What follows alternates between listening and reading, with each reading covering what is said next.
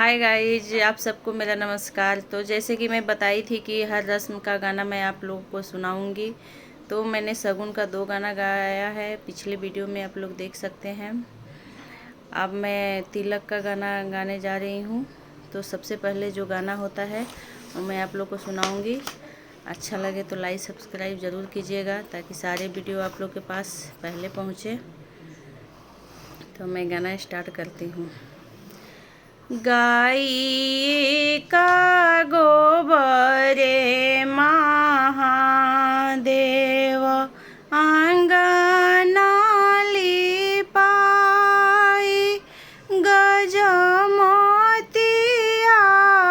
हे महादेव चौका पुराई। सुनु शिव के दोहाई, ताई चौका बैठिले महादेव गैनियाला साई, चिटुकी बजाई गौरा देहि दीह ली जगाई। सुनु हे शिव के दोहाई, तोरा नई हरवा गौरा देहि सुनीले बड़ाई। गेहूँ के नेरुए गौरा देहि माड़ावा छावाई।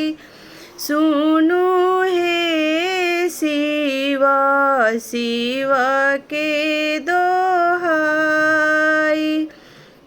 खाए के थाली गौरा देहि आँचवे के झारी, सूते के लाली पलंगिया ओढ़े के रजाई।